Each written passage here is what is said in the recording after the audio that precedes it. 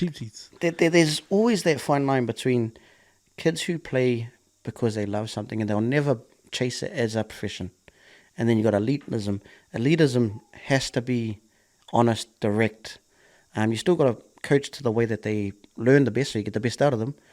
I coach juniors as well, so I coach my little son's teams. I've done juniors all the way through. Over here, I never worried about results. I worried about giving them the school set and making sure that they loved the game. It wasn't until a kid says, this is my dream, I want to chase it, do you start giving them the reality. And even then, I won't swear at a kid. Well, I lie. The boys who have been with me long enough and they're at that age where they can take a man-to-man chat, I'll be direct. What's that? Don't waste my boy Laurie, Ranui boy down the road. Greatest talent I've ever seen. He's been with me since 4. Every time I look at him before he goes to the field. Also, I drove to Ranui, picked you up to bring you to this game. Don't waste my petrol. And he looks at me. He'll go get 3 tries. That kid has never had a bad game in his life. Most talented kid I've ever seen. Most humblest kid I've seen too. But I can have a direct conversation with him where I know another kid who plays off confidence and at home it might be hard. I won't have that chat with him. I'll pull him to the side and go, oops, you know you can be better here. I need you to work on this. So a good coach will love their kids for them and they'll find the best ways to teach them. Because not all kids are the same. So I believe in hard and fast, but I also believe in praising kids who need it. And at the same time, differentiating who's there to love the sport and just be part of sport and who's actually chasing a dream. Because it's good that you see that because I feel sometimes like people can just force kids to do something, then you don't even know if they actually want to do it or if they're just growing up with it. That's the only thing they know until they don't love what they're doing anymore. Like, yeah, you're right about there's different levels to it. Yeah. Like once coaches figure out this kid has passed this threshold of, oh no, he's taking it seriously. Like, it's all fun and games in the beginning, but once you take it seriously, then you know that, oh yeah, he's going to go all the way. Like, it's to recognize that part of it, not actually force the kids to actually... You find kids' biggest downfall in sport is their parents. And... Great that, right?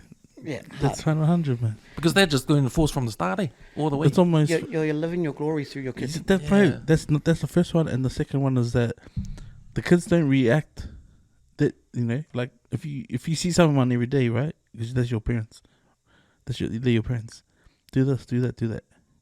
In their minds, they can't differentiate mum and dad from I'm trying to help you. Kids don't get it.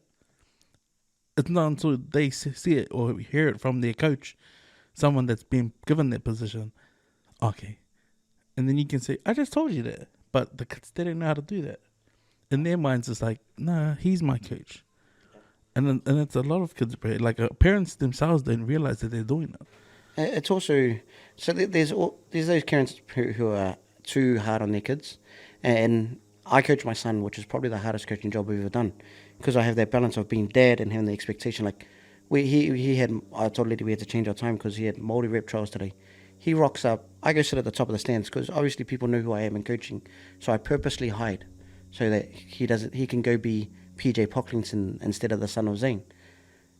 As soon as he rocks up there, oh, you're Zane's boy. So he's stuck with this connotation that you're meant to know everything about football already. But also, if he makes a team, you got him because of your dad. So he's stuck in this illusion of, even if I'm good enough, it's because of my last name. And even when I'm not good enough, my dad's going to grill me because I didn't do it right in the first place. So my wife will say this is the one part of my coaching career that I haven't mastered. I can talk positively into every other kid, but when my son has a bad... He could break a window, I don't give 2 farts. He got in trouble at school for... I'll tell you another story of why he got suspended, but that's for another chat. I was chill with it, but when he plays a bad rugby league game, it's like the end of the world for us. Because, bro, you know your last name. You know what's expected for you. You know when everyone sees you, they see me. So the weight, even me, who I know this stuff, even I put the weight of my... I want to say it's my dreams because I push him because I want him to have the option if he wants to choose it later on. But when I see him, and my boy trains a lot, he'll be doing a 9:30 session at night and he's done a 5:30 session in the morning. He's looking at me and I know he doesn't want to do it. He finished trials and then we took him to the gym to go do his weights. And on the drive there, I go, oh, so we're going to the gym. And he just looks at me and he puts his head down. We got to go get your reps in. And then I got to explain why you got to do reps. Everyone else is going home to rest now. This is where you get your gains while everyone's finished. Do you want to chase a dream? And he's got the option to go play in Oz at the end of the year. But me and my wife in the chat, I don't think he's ready to go because although he's got the option, he doesn't really want it yet. Yeah. He wants to chill with the boys. He still just plays sport because he loves it. And the hard thing for him is because I am the coach I am, he's forced to do this hours on hours on hours. And a part of his loss of love for the sport is because I'm his dad. From dad, yeah. But then when I see other parents, some parents will... I'm different to most parents where I'll never praise my son. Like I always tell him, you don't make a rep jersey off me. You got to earn that. I can put you in the team based on who I am, but you got to go and earn your own stripes. I won't take a coaching job that you can, that you will make. Where other kids praise their kids too much, where they talk them up that you're the next All Black, you're the next Richie McCaw, and they turn up to the trial and they're terrible. And this kid gets a disillusion when they don't make the team, and then the mum will go argue with everyone, why did my son not make the team? Yeah. Have you seen him? The kid can't catch and pass. Let's be realistic with the kid. And I'm not saying kill the kid's dream, but we can't pump too much smoke into our kids' bum where they have this big head vision that I'm above the law. So it's a balancing act. I understand it, Oos. I understand it 100, bro. Like, I think sometimes we can get put in that bracket where, like, man, you should leave those old ways behind. But these are the ones that will surface when shit hits the fan.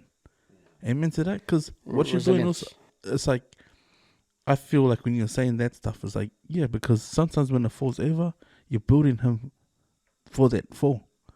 Because, I mean, you got to hit rock bottom to keep back up. And, like, if a kid doesn't understand that, like, it's not going to work out or you're not working hard enough, that's when you can say, what did I say?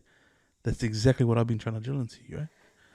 There's this one time I live across the road from Glenross, so my son's training there all the time. Not very good for him because I can cross the road and he has to do fitness. But a word, I don't know if I can say this. Am I allowed to say pufta? So the word pufta to us growing up in Kelston was a way to motivate us. Don't be a pufta. It was nothing to do with gays. Shout out to Hums and Wax, because that is part of the vocab. That's cool. That was his word. Every time I look at me on the field and I'm tired, he goes, shh, stop being a pufta. I know I'm making the next 3 tackles. Okay, it was a trigger in my mind that made me play harder for the boys. So I was doing reps with my son and he's crying. I'm looking, shh, stop being a pufta. Lady walks up to me, don't talk to him that way. Okay. Thank you, miss, for your advice. Not saying no. She was light skinned, so I fully understand. I didn't go to her. I'm thinking in my head, lady, if you knew what that word meant to us, it's not said with a negative tone. It's you got more in you. You only have 40% now. Find another gear and go again. It's said with love. And it's just that narrative that although the words and tones that come out of our mouth might seem hard, we're doing it from a point of love. It's the intent. And my son knows that because we raised him, my son's not like me, so he hasn't grown up with that natural mongrel in him because he didn't see violence in the household. He was raised in a happy environment. Me and my wife for 20 years. We've been together 20 years, married 14. They've never seen us have those fights, or we don't get drunk at home and do that stuff. So he's never seen it. So when I am growling him, his underlying thing is he knows he's loved first. So I can have that hard chat with him because he knows it comes from a plane of love, and it's only in football that he gets in trouble. Schoolwork, I push him. My son's brainy. I don't know how. Got it from his mum's side, not me. I was playing cards in the library with him. I was sleeping. The principal called me into a meeting when my son had to go. He goes, you're a student first, athlete second. Because it must be on our report cards that I never went to class. But shout out to Kelston Boys. Great environment at the moment. But when kids understand that their identity isn't in football, their identity isn't in their likes, their identity isn't based on who says what they are, it's foundation that they're loved first by the Creator, loved by their mum and dad, they're loved by themselves, then regardless of what you say to them, they're resilient. Because it's not changing by, this guy didn't like my post. My son, for some reason, has a following on TikTok. And he'll come to me, Dad, look at what these guys are writing. And he gets hated comments all the time. I keep telling him, don't worry. Do you know them? Then their opinion doesn't matter. Just keep going. So I know PC's coming. Yeah. My household's not PC. So that's all vital.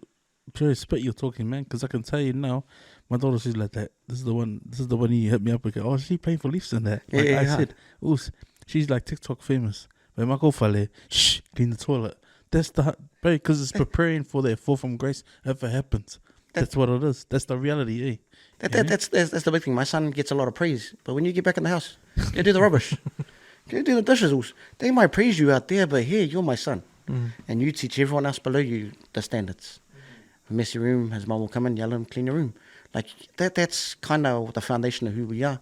Where when we know that I've been successful in a commercial setting for work, but every now and then I eat taio, what is that? Fish. Old fish, macro fish.